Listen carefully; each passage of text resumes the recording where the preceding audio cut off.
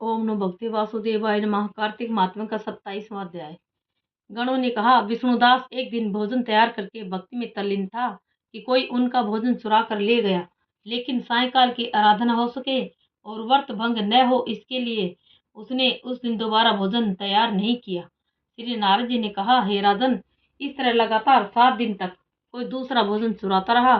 तब वह हैरान होकर सोचने लगा, यह तो बड़ी विचित्र घटना है कि न जाने कौन हर रोज मेरे भोजन को चुरा कर ले जाता है। फिर भी इस देव स्थान को छोड़ना नहीं चाहिए। अगर मैं भोजन बनाकर खा लेता हूँ तो देर हो जाएगी और पूजा छूट जाएगी। अतः मुझे भोजन बनाकर तुरंत खाना नहीं चाहिए। बिना भगवान को भोग लगाने के वैष्णव को भोजन नहीं कराना चाहिए। अगर 7 दिन बिन भोजन के व्यतीत हो गए हैं तो आज का एक दिन और सही। आज मैं भली भांति भोजन की रक्षा करूंगा और देखूंगा कि हर रोज इसे कौन चुरा कर ले जाता है। ऐसा सोच विष्णुदास भोजन के पास ही छिपकर बैठ गया। उसने थोड़ी देर बाद देखा, वहां पर एक चंडाल आया, जिसका शरीर अत्यंत दुर्बल था।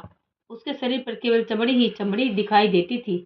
जब वह चंडाल भोजन चुरा कर चल दिया तो विष्णुदास ने उसे पुकारा, हे भाई, यह रूखा भोजन ले जाकर क्या करोगे? घी भी लेते जाओ। ऐसा कहकर वह श्रेष्ठ ब्राह्मण आगे को बढ़ा। विष्णुदास को अपनी ओर आते देखकर वह चंडाल तेजी से दौड़ने लगा।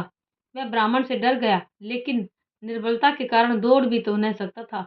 अतः वह भूमि पर गिर पड़ा और मूर्छित हो गया। चंडाल को मूर्छित देखकर विष्णुदास लपक कर उसके पास पहुंचा और अपने वस्त्र से उस पर हवा करने लगा। और इसके बाद उसने जो कुछ देखा, उसे देखकर वह आश्चर्यचकित रह गया। उसने देखा कि उसके सम्मुख शंख चक्र गदा पद्म पीताम्बरधारी चतुर्भुजी रूप अलसी के फूल के समान वाले, छाती में कौस्तुभ माला से सुशोभित साक्षात श्री भगवान विष्णु खड़े हैं। भगवान का दर्शन करके सात्विक भाव से मुक्त वह श्रेष्ठ ब्राह्मण उनकी स्तुति तथा प्रणाम कुछ भी न कर सका। वहीं पर सब इंद्र आदि देवता भी उपस्थित हो गए और गंधर्व तथा अप्सराएं आकर गीत गान करने लगी तथा नृत्य करने लगी। ब्राह्मण उन्हें प्रणाम करने के लिए ही उतावला हुआ था। जो ही वहां संपूर्ण देव, गंधर्व और अप्सराएं आ गई, नृत्य संगीत होने लगे।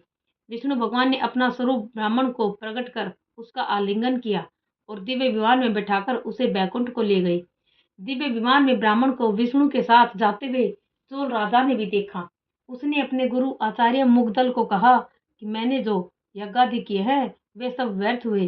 जितनी दान दक्षिणा मैंने ब्राह्मणों को दी वह असफल हुई। विष्णु भगवान के दर्शन नहीं हुए। विष्णुदास ब्राह्मण ने केवल श्रद्धा से भक्ति की। उसके प्रभाव से विष्णु भगवान ने आकर उसको दर्शन दिए, इसलिए भक्ति ही सर्वोपरि है। मुझे विष्णु भगवान के दर्शन के लिए राजकाज त्याग कर भक्ति करनी चाहिए। राजा के कोई पुत्र न होने के कारण उसने भांजे को राजगद्दी का अधिकारी बना दिया और आप विष्णु भगवान की भक्ति करने लगा। बहुत काल तक भक्ति करने के बाद भी विष्णु ने दर्शन नहीं दिए तो वह अग्निकुंड में कूद पड़ा। अग्नि में प्रकट होकर विष्णु भगवान ने राजा को गोदी में उठा लिया और कहा कि मैं तेरे त्याग और भक्ति से बहुत ही प्रसन्न हूँ। उसका आलिंगन करके उसको दिव्य विमान में अपने साथ बिठाकर बैकुंठ लोक में ले गई। भगवान विष्णु ने अपने समान रूप वाले ब्राह्मण को पुण्यशील और राजा चोल को सुशील नाम देकर दोनों को अपना द्वारपाल बनाया। ओम नमो भगवते वासुदेवाय नमः।